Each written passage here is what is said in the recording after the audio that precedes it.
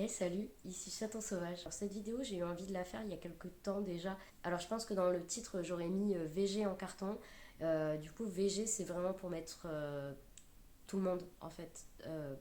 Toutes les définitions, donc végétarisme, végétalisme et véganisme. Parce qu'il y a pas mal de créateurs et créatrices, enfin surtout de créatrices, parce que les exemples que j'ai en tête concernent des femmes. Donc il y a pas mal de créatrices de contenu qui au cours des dernières années et de ces derniers mois, surtout de ces derniers mois, ont en fait fait marche arrière concernant leur alimentation et leur mode de vie dans le cas du véganisme. Et j'aimerais en parler parce que c'est quelque chose qui personnellement me pose énormément de problèmes. Vous découvrez cette vidéo, enfin si c'est la première vidéo que vous regardez de moi, ben, je m'appelle Charlotte et donc ça fait 10 ans que je suis végane et je le suis pour les animaux. C'est la première raison pour laquelle je suis devenue végane et c'est pour moi la raison la plus importante parce que des milliards d'animaux meurent chaque année pour la consommation humaine alors que c'est pas nécessaire, c'est pas éthique, enfin voilà, c'est problématique. Et donc depuis quelques temps maintenant, il y a des personnes qui créent du contenu sur les réseaux sociaux. Alors c'est plein de sujets en général. Il y a plein de personnes comme ça qui deviennent soit donc végétariennes, végétaliennes ou véganes. D'ailleurs je vous mettrai dans la barre d'infos ma vidéo sur les différentes définitions autour de ces mots-là, parce que je ne vais pas forcément m'étaler dessus dans cette vidéo, mais voilà, par exemple, une personne végétarienne ne mange pas de poisson. Ça, c'est la définition du dictionnaire. Une alimentation végétarienne exclut en fait toutes les chairs d'origine animale, et enfin toutes les chairs animales, et le poisson en fait partie. Donc là, j'ai pas trop préparé cette vidéo, je me suis juste écrit quelques exemples qui me sont venus là il y a quelques temps pour parler de ces VG en carton. Alors au niveau de ces créatrices de contenu, donc il y en a certaines que je suivais, que j'ai arrêté de suivre d'ailleurs après ces prises de décision. Je vais donner des exemples, mais je vais pas donner des noms. Maintenant, si vous êtes dans le milieu du véganisme et tout ça, vous avez sans doute vu passer ces choses-là. Et donc vous savez de qui je parle. La première personne à qui je pense, c'est une personne qui est devenue végane il y a quelques années, qui a créé du contenu sur le véganisme. Donc elle crée déjà du contenu sur d'autres choses. Elle avait un contenu un peu comme le mien, lifestyle. Et en fait, elle a créé du contenu sur le véganisme, contenu qui était super intéressant. Je me souviens qu'à l'époque, j'adorais regarder les vidéos qu'elle faisait sur ce sujet-là. Alors moi, j'avais remarqué en la suivant elle parlait de moins en moins de véganisme, que des fois même elle montrait des produits qui contenaient des produits d'origine animale. Donc j'avais eu des doutes à ce moment-là. Je m'étais dit que c'était pas cool de ne pas dire aux gens que dedans il y avait du lait ou ce genre de choses, parce que on peut se fier à quelqu'un sans forcément regarder la composition du produit. Et quelques temps après, elle a annoncé qu'elle n'était plus végane, et qu'une des raisons pour lesquelles elle ne l'était plus, c'était la charge mentale. Et alors moi, ça, franchement, à ce moment-là, donc c'était il y a quelques années, ça m'a vraiment mise en colère parce que je peux comprendre que ça soit compliqué d'être végane, je peux comprendre que quand ta famille ne l'est pas, c'est compliqué, je peux comprendre que ça soit pas facile, mais en fait, derrière, il y a quand même les animaux qui, charge mentale ou pas, souffrent, qui sont toujours exploités. Et quand des personnes comme ça, qui en plus, la concernant, a une communauté assez importante, ça normalise le fait de faire marche arrière, de changer d'avis sur un truc aussi important. Enfin, je suis pas en train de vous parler d'une paire de chaussures qu'elle a achetée et qu'elle a regretté alors qu'elle avait dit que c'était les meilleures chaussures de la terre. Là, on parle quand même d'un mode de vie. Donc elle était végane. Et il y a une marche arrière qui se fait. Et je me souviens que sous sa vidéo où elle annonçait justement ne plus être végane, et en fait j'avais lu des commentaires sous cette vidéo où c'était bah, c'est bien que tu le dises, ça montre qu'en fait bah, au long terme c'est pas viable. Ah bah merci, parce que moi pareil j'ai fait marche arrière et j'ose pas en parler. Et en fait, enfin, les animaux dans tout ça, on en fait quoi? D'autant plus que maintenant cette personne remange des produits d'origine animale. Alors si j'ai bien compris, elle remange pas de viande ni de poisson parce qu'elle a jamais aimé ça. Donc voilà. Mais du coup elle remange des œufs, des produits laitiers, du miel, etc. J'ai même vu passer le fait que maintenant elle achetait énormément de trucs en laine, qu'elle préférait les chaussures en cuir. Et je trouve ça incroyable et triste de voir que toutes les choses contre lesquelles elle était il y a encore quelques années en faisant du contenu sur le véganisme, en expliquant le problème avec la laine, le problème avec le cuir, le problème avec le miel, et tout ça en fait c'est balayé d'un revers de la main parce que charge mentale, parce que trop difficile. En fait j'ai énormément de mal avec ça parce que c'est pas anodin. C'est comme quand on me dit oui mais bon chacun fait ce qu'il veut, chacun met ce qu'il veut dans son assiette. Ouais mais là en fait on parle de vie animale, non humaine, parce que les humains sont des animaux aussi. Et à quel moment on se dit que c'est ok de les exploiter par milliards? Je rappelle quand même qu'en France, aujourd'hui, actuellement, même en 2024, on tue 3 millions d'animaux par jour. C'est plus que d'habitants dans la ville de Paris. Ce qui m'a donné aussi envie de faire cette vidéo, c'est qu'il n'y a pas très longtemps, une autre créatrice de contenu, alors personnellement je la connaissais pas du tout, c'est parce que je suis des comptes véganes qui ont partagé l'information, mais je la connaissais pas du tout, donc pareil je vais pas la citer.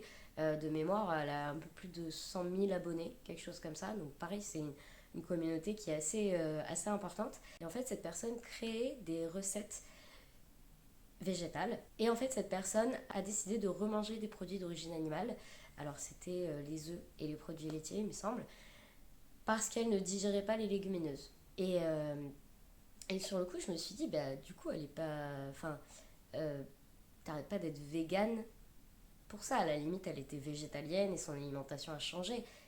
Parce qu'elle n'a pas expliqué tout ce qui concernait le mode de vie. Parce que c'est ça, le véganisme, c'est le mode de vie. Il y a l'alimentation, bien sûr, mais il y a aussi tout ce qui est s'habiller, les loisirs, les cosmétiques, les produits d'hygiène, les produits ménagers, etc., qui ne contiennent pas de produits d'origine animale et qui ne sont pas testés sur les animaux. Et ça, elle n'en a pas parlé. Donc moi, j'en ai déduit qu'elle était finalement végétalienne et que du coup elle faisait marche arrière, donc elle devenait végétarienne. Elle a mis les produits laitiers en avant en disant qu'elle en remangeait, etc. Alors je sais pas si vous le savez, hein, mais les produits laitiers en termes de digestion c'est pas terrible. Une bonne partie de la population mondiale ne digère pas le lait, notamment le lait de vache. Pour moi c'est un non-sens complet d'arrêter les légumineuses et de passer aux produits laitiers parce que c'est pire en fait. C'est pire, c'est vraiment si tu as des problèmes parce que là, en plus, c'était des problèmes de ballonnement et donc de gaz que cette personne avait. Cette personne ne la suivait pas, donc c'est vrai que j'ai vu ces vidéos explicatives. Je ne l'ai pas suivi avant ça, et d'ailleurs je ne l'ai pas suivi après. Mais en fait, je me dis, en 9 ans d'alimentation végétale, soit tu n'as jamais mangé de légumineuses et du coup ton corps n'est pas habitué, soit ça fait 9 ans que tu as des problèmes avec les légumineuses, et dans ce cas-là, bah, faudrait peut-être les remplacer, j'en sais rien. Mais je trouve ça étrange qu'au bout de 9 ans d'alimentation végétale, tu aies un déclic en mode les légumineuses c'est pas ouf, finalement je vais plutôt prendre des produits laitiers. J'ai discuté avec une autre créatrice de contenu qui d'ailleurs avait partagé cette information. On a discuté ensemble et en fait elle m'a dit que cette personne qui venait de dire j'ai des problèmes avec les légumineuses, que cette personne se considérait en tout cas comme bigane. Et en fait, sur le coup, je me suis dit, mais c'est quoi bigane? Je connais pas. Et en fait, être bigane, c'est être vegan, mais consommer du miel. C'est fort. Là, c'est fort. Ouais, franchement, c'est un level de conneries, mais vraiment, tu peux pas être vegan et consommer du miel. Enfin, en plus, j'ai envie de te dire, le miel, c'est même pas le truc le plus difficile à arrêter quand tu deviens vegan. Autant je peux comprendre le fromage, c'est une drogue, ça agit comme une drogue sur le cerveau, donc je peux comprendre que ça soit compliqué. Je peux comprendre que ça arrive de faire des erreurs et de pas regarder la composition d'un produit avant de le consommer. Mais alors, vegan, les gars, c'est comme les véganes qui montent à cheval. C'est comme les véganes qui vont au zoo. C'est deux opposés. C'est comme si un mec était féministe et misogyne en même temps. Ça n'est pas possible. Enfin, c'est pas compatible, en fait. C'est pareil. T'es pas vegan et tu manges du miel. Après, j'ai vu peu de temps après, c'est pour ça que je dis que là, ça s'est fait en quelques semaines, peu de temps après, une personne végane, pareil, qui crée du contenu sur le véganisme et qui d'ailleurs a fait des vidéos avec je sais plus quelle association de protection animale, donc une personne reconnue dans le milieu. Là encore, je ne citerai pas son nom et je vous avoue que je l'ai oublié. Oups. Et cette personne a déjà fait des interviews sur le véganisme et tout ça. Et cette personne a des poules et consomme les œufs des poules. En le revendiquant. C'est ça le truc, c'est qu'elle le revendique. Donc elle en parle à tout son entourage, à Internet, sur les réseaux sociaux, etc. Et du coup, ça normalise complètement le fait qu'une personne végane consomme des œufs de poule. Alors que, non, en fait, le véganisme, non. Même si c'est les œufs de ton jardin. J'ai d'ailleurs fait 2 vidéos sur les œufs, je vous mettrai les liens en barre d'infos, sur la production et la consommation d'œufs de manière générale, et sur les œufs de poules de jardin, quelle est la problématique. Et en fait, cette personne végane a des poules et du coup se dit que c'est cool de manger les œufs. Même chose que tout à l'heure, une personne végane qui monte sur un cheval, une personne végane qui mange du miel, une personne végane qui achète de la fourrure. D'ailleurs, en parlant d'acheter de la fourrure, je suis sûre que ça choquerait énormément les gens si un jour une personne végane disait qu'elle achetait de la fourrure. Là, je pense que les gens seraient choqués. Alors qu'une personne végane qui te dit je monte à cheval, je mange des œufs de mes poules, je mange du miel, je pense que là, les gens n'y voient aucun problème. Mais par rapport à la fourrure, je pense que c'est autre chose. Mais ça reste la même chose en fait. C'est l'utilisation d'individus, l'exploitation animale. Le véganisme est contre ça. C'est la définition du véganisme. D'avoir un mode de vie qui n'inclut pas l'utilisation d'animaux non humains. Et le dernier exemple qui m'a vraiment confortée dans l'idée de faire cette vidéo et de m'énerver un petit peu, c'est une autre créatrice de contenu qui fait des recettes. Cette personne a sorti un livre assez récemment et en fait dans ce livre, elle a inclus des recettes végétariennes. Et là vous allez me dire, du coup c'est quoi le problème? Elle cuisine. Oui, mais en fait elle cuisine végétalien depuis plus de 10 ans. Depuis toutes ces années. Ça fait environ 10 ans. Pourquoi est-ce qu'elle sort un livre avec des recettes végétariennes? Donc il y a des recettes végétaliennes, donc sans produits d'origine animale, et il y a des recettes végétariennes. Alors son excuse, c'est que ça soit plus adapté à tout le monde. La cuisine végétale est adaptée à tout le monde. Marie Sweet and Sour, qui a créé un livre qui s'appelle Le Grand Livre de la pâtisserie végétale, l'a prouvé, on peut cuisiner sans utiliser d'œufs, sans utiliser de produits laitiers, sans utiliser de miel. Pourquoi est-ce qu'une personne végétalienne se sent obligée de proposer des recettes végétariennes pour s'adapter alors que c'est tout à fait possible de faire autrement et que surtout ça conforte aussi les gens dans leur végétarisme en se disant cette personne qui est végétalienne nous propose des recettes végétariennes.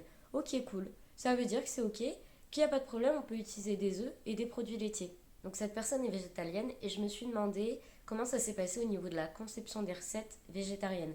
Est-ce que du coup elle a goûté ses propres recettes, ce qui me semblerait logique étant donné que c'est pour un livre, enfin, je veux dire tu goûtes ce que tu fais, mais du coup perso je trouve ça très problématique parce que c'est tout à fait possible en fait de cuisiner de manière végétale et elle l'a prouvé avec sa création de recettes depuis toutes ces années.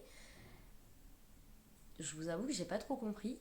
Donc ça c'est les exemples que j'avais et qui du coup m'ont donné envie de faire cette vidéo parce que j'ai vraiment l'impression en fait que les gens prennent pas ça à cœur. Les gens prennent pas la cause animale à cœur en fait, que les animaux sont finalement toujours laissés pour compte. Que ce sont les victimes qu'on laisse de côté, qu'on n'écoute pas, qu'on regarde pas, qu'on laisse derrière les murs des élevages et des abattoirs. Et en fait, à chaque fois, je peux pas m'empêcher de penser aux autres causes. Est-ce que les gens qui défendent d'autres causes vont changer d'avis un peu du jour au lendemain pour toutes les raisons que j'ai évoquées? La charge mentale, faire en sorte que ça soit adapté à tout le monde, accessible, des problèmes de ballonnement et de gaz, même si là ça concerne l'alimentation. Mais est-ce que si on se pose vraiment et qu'on prend d'autres causes qui nous tiennent à cœur, je pense par exemple dans le cas le féminisme, Est-ce que ça passerait aujourd'hui si une créatrice de contenu sur le féminisme commençait à dire ouais non mais moi les gars ça y est je suis plus féministe là limite je deviens misogyne parce que féminisme en fait c'est trop de charge mentale, ça prend trop la tête. Est-ce que par exemple là tout de suite une personne féministe dirait ah mais moi je soutiens plus les victimes de violences sexuelles, fini, c'est trop dur.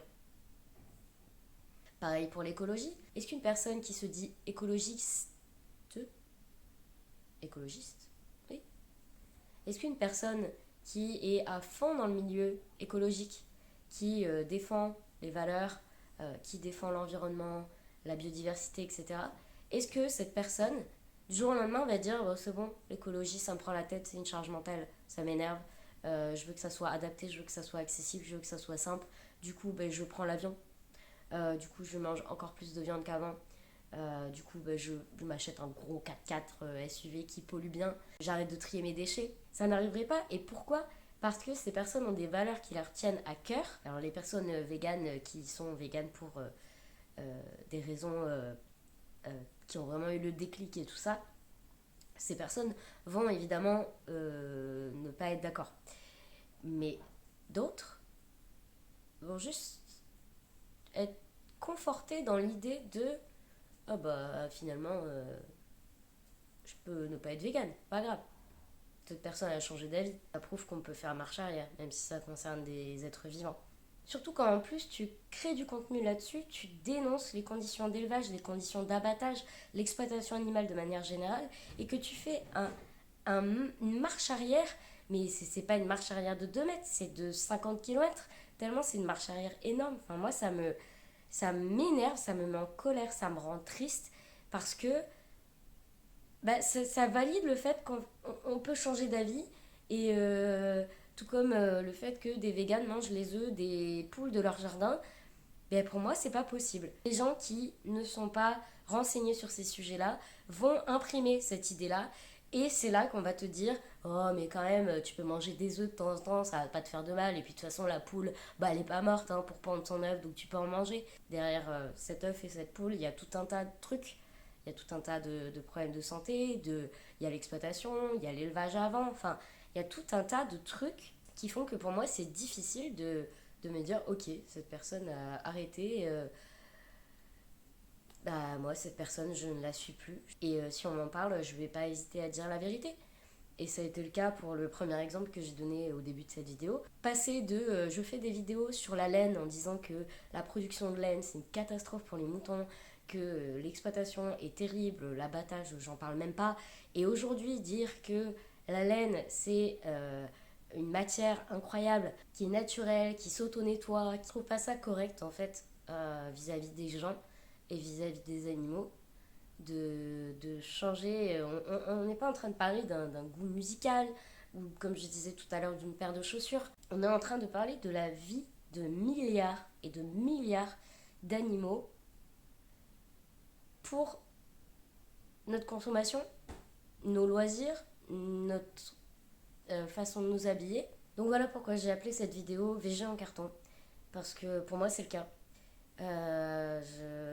Voilà, j'ai pas vraiment d'autres choses à dire, si ce n'est que j'ai l'impression que c'est de plus en plus récurrent de voir des personnes qui changent d'avis et qui pour moi, ont de fausses excuses. Je pense que je vais conclure comme ça parce que je sais pas quoi dire d'autre. Encore une fois, une vidéo très préparée. Je ne sais pas si cette vidéo sortira. Si c'est le cas et que vous êtes arrivé jusqu'ici, ben merci beaucoup. C'est la fin de cette vidéo. J'espère que quand même ça vous a plu. N'hésitez pas, si c'est le cas, à mettre des petits pouces. Et puis ben, on se dit à la semaine prochaine pour une vidéo qui sera, je pense, plus légère que celle-ci. Voilà. C'était Chaton Sauvage.